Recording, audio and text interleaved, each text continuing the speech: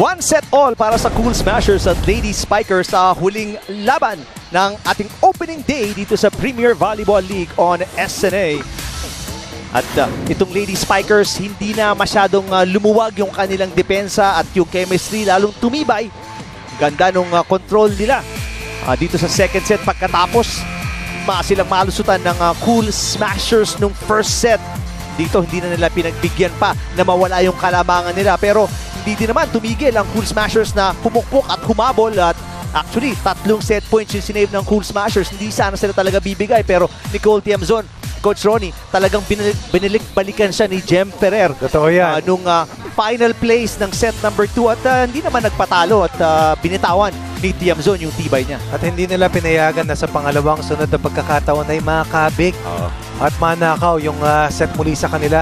Halos pareho ng istorya, ang kaibahan lamang ang aga nakabalik kanina ng Cool Smashers, pero nasa ngayon ng Pearl Spikers at itong mga numero ay nagpapatunay na matindi rin talaga ang opensa na hawak ng Cool Smashers. Pero nasaktan sila sa 11 unforced errors na nangyari sa kanila. Pearl Spikers keeping their error count to a minimum only 3. That's why they won. Doon sa ating pangalawang set. At ngayon balik tayo sa square one. Ika nga kasamang Eric. Hindi ko alam kung dahil summer talagang sa dami ng tao dito medyo mainit sa Philoid Flying B Center, pero namamawis-mawis po tayo dito dahil nga naman excitement, yung laban, yung tempo. Pero tanong ko sa iyo, Coach Ronnie, na-shake off na ba ng parehong koponan yung kanina pa lack of chemistry? Yung kanina pa. Kadalasan kasi unang-una mong gusto mong lagyan ng tahi ay yung playmaker mo. Kasi siya nagdidikte. And then you try to learn quickly. Yung learning curve mo kailangan mabilis, matalas ang iyong pakiramdam para matansya mo yung iyong mga kasama in terms of defensive coverage, anong gustong klaseng pasa, and of course, kung sino ba talaga yung magiging vocal leader yung pang-isa dahil minsan sanay ka sa team mo dati sa college, ikaw. Pero dito since may mas senior na ganun din ang kakayahan, magde-defer ka, ika nga. Saka parang all-star to as you see yung 4 touches inatawag dahil hindi tumawid sinit yung palo ni Alyssa Valdez. Dito makikita mo medyo all-star na ang lineup kasi the best of the best umaangat mula sa kolehiyo. No? At sabi nga natin mga dekorado, mga totoong kampiyon sa kolehiyo at sa nakarang volleyball league. Pero tignan natin kung makakaiwas ang Cool Smashers na malamangan ng malaki ng Pearl Spikers dahil parehong storyline, parehong pagguhit na ginawa ng Pearl Spikers. Doon sa unang dalawang sets, nilamangan nila ng maaga at malaki ang Cool Smashers. Cabanos, pupunta kay Valdez. Ahumiro, maganda yung depensa pero over-receive, sinuwerte nga lang. Itong masakit para sa Cool Smashers. Palagi sa simula, medyo mabagal yung kanilang pag-depensa, pag-opensa, medyo reception na rin siguro yung problema doon, Coach Ronnie, pero parang simula lang ng first, second set, lamang agad ang Lady Spikers. Pareho nga ng ating talaan sa pagdating ng first technical timeout. Sabi natin kanina, 8-3. Pero ito baka mas malaki ang kalamangan ng Pearl Spikers dahil hindi pa nagigising ang diwa ng Cool Smashers dito sa ating pangatlong set. Tsaka ang bilis ng mga puntos. Hindi pa makuha ng Power Smashers kung paano magsimula ng mas maganda, mas mainit. Power tip doon. Alyssa Valdez nakuha yung kanilang pangalawang puntos. Pero baon sila dito ng 3. So far, 2-5 sa ating set number 3. Alex Cabanos. Oo. Siyempre, kahanga-hanga yung kanyang performance dito. Hindi mabigyan ng oras si Janet Serafica, isa sa mga pinakamauhusay na setter nung panahon niya sa Adamson, Coach Ronnie. Pero dahil sa ganda ng inilalaro ni Alex Cabanos, tuloy-tuloy yung kanyang oras sa loob ng court. Hanggang sa volleyball league. Sa nakalipas na volleyball league sa first few seasons nun, bumida talaga si Janet Serafica. Nervasio with her second facial serve para dito sa kalabang Cool Smashers kanina. Dati yung teammate na si Alyssa Valdez, ngayon naman diretso kay Jamila Suyat. Panoorin ninyo. Pero ito nailaga ni Suyat sa may dibdib nila tumaba yung bola. Pero iba talaga yung ipad ng bola, no? Paggaling sa kamay ni Hervasio, tumapak yata sa linya sa service.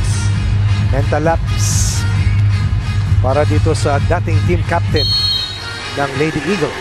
Ngayon ay team captain ng Lady Spikers, si Hervasio. Hindi ako sigurado, parte ba siya ng Fab 5?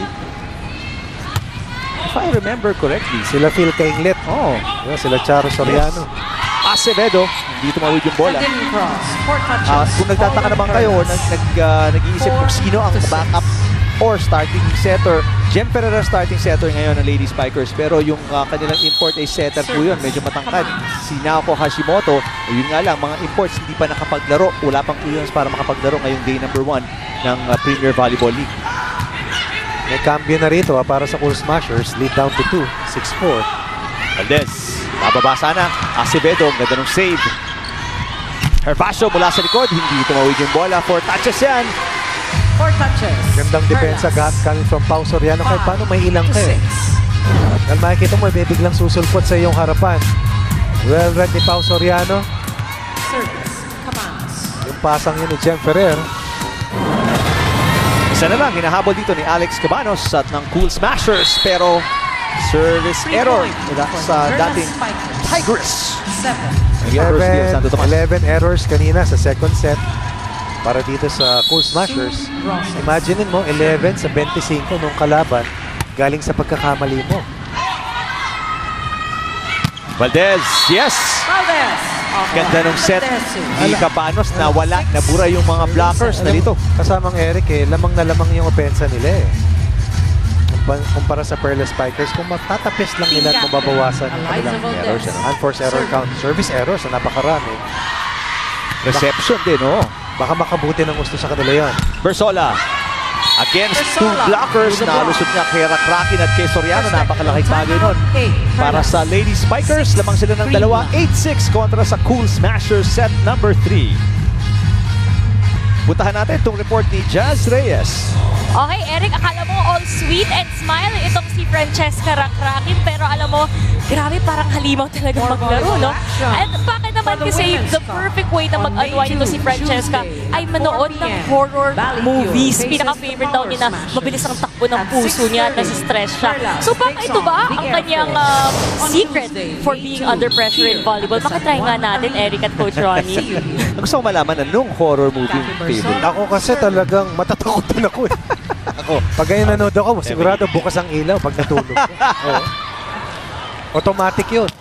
Mula sa Bulacan, itong si Rakrakin. Ayun, oo. Hindi nga sinabi niya ano yung favorite horror movie niya. Yun ang gusto pero natin, yung oh. pinanood niya recently, Inside Out. Yun. So baka i-try mo. Inside Out. Yeah. Pass muna ako dyan. Ayun. Almiro through the clock. Amy Ahumiro naka 6. puntos para sa Lady Spikers. Tama kasamang Eric, member ng Fab 5 itong si Z. Herbacio. Kiwi Ahumiro, birthday celebrant tomorrow. Labor Day. Araw ng mga manggagawa. Gagawa. Wala pong pasok bukas. Siyempre, Siyempre, kaya ano, kasamang Eric. Oo, no? napakasarap. Soriano with a Si Herbacio, hindi nayangat yung bola. Ito na puntos. ang pinaka-closest na set na nakita natin mula sa umpisa. Oo, na maaga. At doon sa second set, it was a wire-to-wire win para sa Perla Spikers. Di lumamang ang Cool Smashers. Doon naman sa ating unang set, sa dulo na lang, kumambyo ang Cool Smashers para makuha yung kalamangan at panalo sa unang set. Dito sa third set, gumagalaw sila ng maaga. Pilit tumidikit. Buti din na natawagan ng 2 touches doon. Si Rakrakin at nakapuntos pa ang Cool Smashers. Eto na, Coach Ronnie, isa na lang hinahabol ng Cool Smashers kontra sa Lady Spikers. Sa nabigyan ng bola si Eliza ng tama, kayang-kaya niya pumatay ng bola talaga. Soriano. Yan po si Jonathan Lang, ang president ng Rebisco. Obviously nakapink siya. Alam niya na kung sino ang koponan. Kanyang chinichir. Dinig na dinig yan. Paano yan? Through the microphone. Pasok na pasok.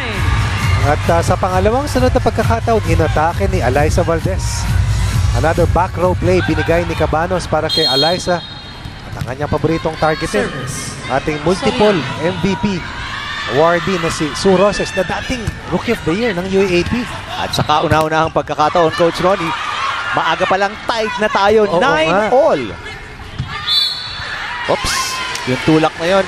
Net touch. Ay, hindi yung tulak. Net violation kontra sa Cool Smashers. Akala ko baka malifting dun si Amy Ahumiro dahil mababa yung bato ni Jem Ferrer. Wala pang lasap ng kalamangan dito ang Cool Smashers for the second straight set. Pero at least maagang bangon nila rito, Yes. maagang paghabol. Manipit na lang yung hinahabol pati nila, Coach Ronnie. Ano? Kanina ang hirap eh. Humabol naman sila sa dulo pero ilang set points ba yun? 5? Malayo na. Remulla, nasagot. ni De Jesus. Herbacio. Ang ganda ng nilalaro ni G. Herbacio. No? On point. Ganda nung rhythm niya.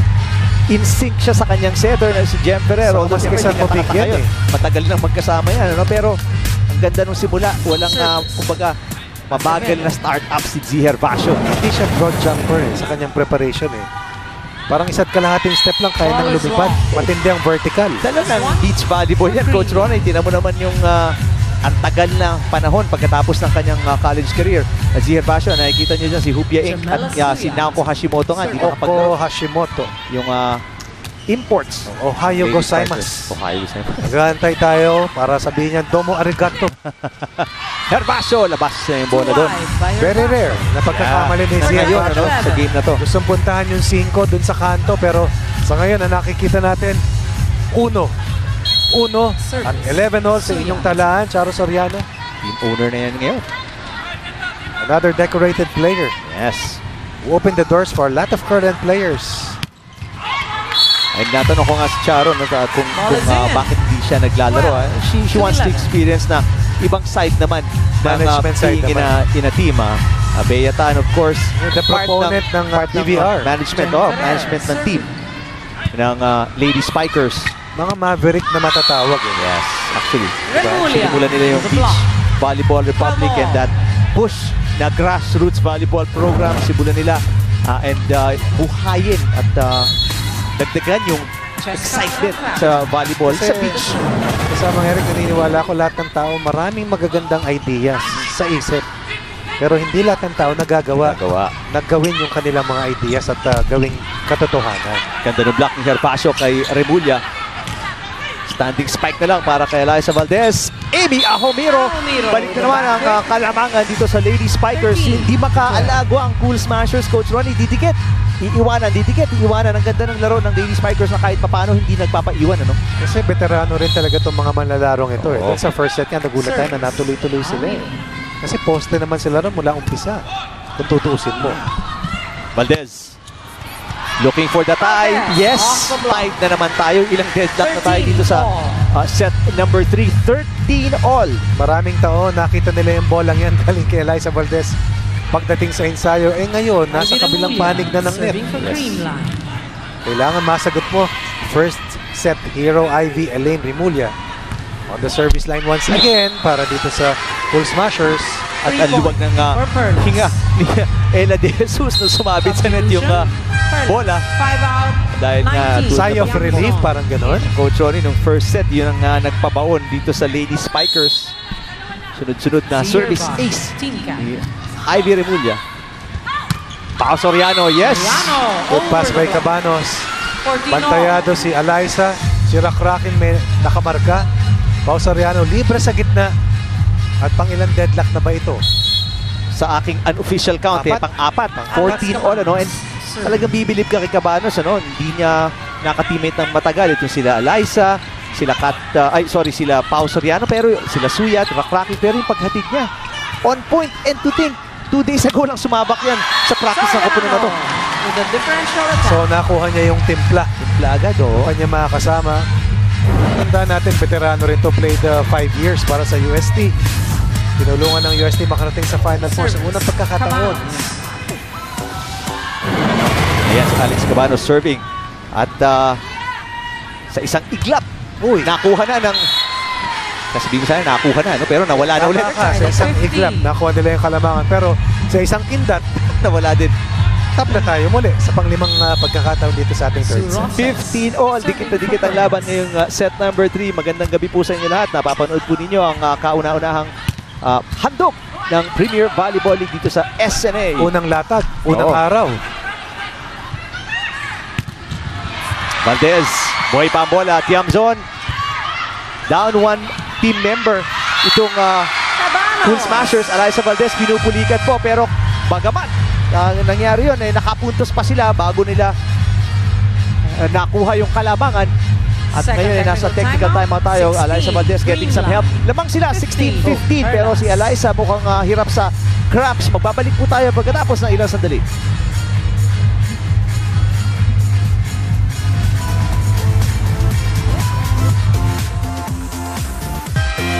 Ang Valdez family looking intently. Eliza po, it seems getting stretched out. Let's see kung ano nangyari dito. Bumagsak si Eliza pagkatapos siyang pumalo. And then had trouble getting up.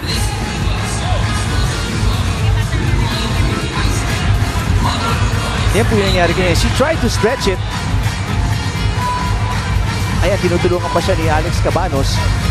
Pero in the long years you've been playing, Coach Ronnie, ano bang early assessment mo kay Eliza? Is this a knee problem or just cramps? I don't think it's the knee. Mukhang Ankle? mukhang cramping up na siya dahil hanggang ngayon. Sinusubukan nung team trainer nila. Yan, kumbaga i-relax yung kanyang calf muscle. Calf muscle. Hindi siya makatayo eh. Pag tumatayo siya, kanina. Hindi niya magamit. Tumutupi siya. Oo. And she seems to be in high spirits, tumatawa-tawa lang. So, hopefully nothing serious, obviously. Pero alam mo, masakit. Well, seems to be okay. Stands up and hiyawan naman siyempre yung mga fans. Whether they're Cool Smashers fans or ay napapalakpak din yung Lady Spikers fans because obviously wala kang gustong masakpan na players simula pa lang ng ating torneo dito, Reinforced Conference, simula ngayong araw na to. At sa sagitsit ng init, dala ng summer kasama Eric, kailangan talaga hydrated yung mga players natin. So lamang ang Cool Smashers, pero ganun ang kwento, Coach Ronnie, lalamang silang isa, magkaka-error, o lalamang silang isa, and then makakapuntos ang Lady Spikers. Tied na naman tayo, pang-anim. Again, unofficial count namin, pang-anim na deadlock, pang-anim na tie. Ika nga. Ika si Eliza. And again, getting a glass of drink, a bottle, para lang ma-hydrate. Doon nga nabanggit mo, Coach Ronnie, isa sa kalaban ng cramping is fluids. Totoo yan. Dahil nga, totoo, di po ako nagbibiro, maihilalaga dito sa Philoy Flying Vicente dahil sa dami ng tao. Kadalasan ay saksakan ng lamig. Oh, exactly. Yun nga ang gusto ko i-point out sa mga hindi pa nakakarating dito. Usually malamig dito sa ating venue pero dala ng panahon, dala ng dami ng tao, sa init ng laban. Once again, Almiro creating problems dito sa net defense ng Cool Smashers. May net violation kontra kay Soriano pero ito may error naman. Baliktad naman. Lalabang ang Lady Spikers. Mag-e-error sila. 17 all tayo. Coach Jerry Yee, obviously head coach ng UP. Nababahala. Ito si Eliza getting stretched some more. Iced. Dahil nga init po ang kalaban talaga ng cramping as well as fluids. Kailangan mo yung maraming hydration fluids. Cabanos. Suyat. Check ball. Yes. Off the block. Para sa Perlas Spikers, kailangan oportunista sila rito habang wala si Eliza Valdez. Para naman dito sa Cool Smashers, dito lalabas yung rest back na hinahanap ni Coach Ty Bundit. Sino nang kayang pumingit? Iangat yung antas ng laro. Jamila Suyat stepping up to the plate, scoring para dito sa team ng Cool Smashers. Lamang ng isa ang Cool Smashers, 18-17. Good block pero yun nga, palitan lang talaga ng kalabangan dito. Parehong-pareho ang level ng laro ng dalawang koponan. Lady Spikers, Cool Smashers tied 18 all, set number 3. 1 set all din. Parehong koponan. Nicole Tiamzon. Cabanos. Outside, palo ni Rakraki. Naghahanap sila ng check ball dito pero walang tinawag. Substitution. Perlas, 19 out. Ito yung mga sitwasyon para sa Cool Smashers na nag-aalangan eh. Although very tight tayo, malaking pilay sa kanila na wala si Eliza sa loob. Yes. At si Coach Ty Bundit, pinasok na lang si Jonalyn Ibiza dito. No? Hindi siya nagsubok. Pasok sila Bravo, Patdongon, kapalit ni Eliza Valdez. So hindi siya nagdagdag ng opensa pero hindi na kailangan dahil nga parehong koponan may tendency magka-error, Coach Ronnie, kaya magtikitan lang ang laban. At napakabilis ng ating mga rallies. Miss hit coming from Amy Almiro. At yan po si Alan Acero, VP for Sales ng Ribisco na siyang tumutulong sa koponan ng Cool Smashers.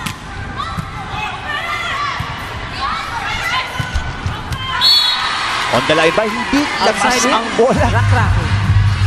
Para kay Rakrakin. Just kay Rakrakin, tamang intensyon. Pero yung execution ay hindi eksakto. Nahulog palabas yung bola. Jen Ferrer. Isa muli, Serve. Kalamangan dito sa parood pa rito na Agos. Natimpla ng ating third set. Pero ito hindi na Coach Ronnie, dito na bago yung timpla. Hindi maganda yung reception. Dalawa na ang kalabangan ng Lady Spikers, 21-19. May timeout si Coach Tai Bundit. Pakinggan natin. Nagpas sa kanya. Hey, hastongen, Viking hastongen, by everybody in the cover already. That's not really low. Viking hastongen. Knowing.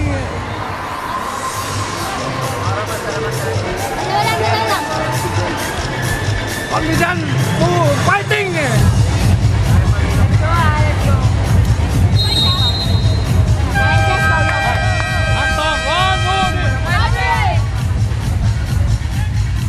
One of the few times, Coach Ronnie, makikita mo may emotion na inilalabas si Coach Tai Bundit. Kailangan. Galit na, no? Kailangan. At ito, feeling out process din para sa ating mga head coaches. Unang araw nga natin, iba yung pag-coach sa college, iba yung pag-coach sa commercial teams. Dito talagang parang semi-professional. Professional lang turing Yes. mo. Trabaho na ito para sa iba. And Amy Ahumiro, binaon yung palo, hindi na iangat 22. ni Pao Soriano.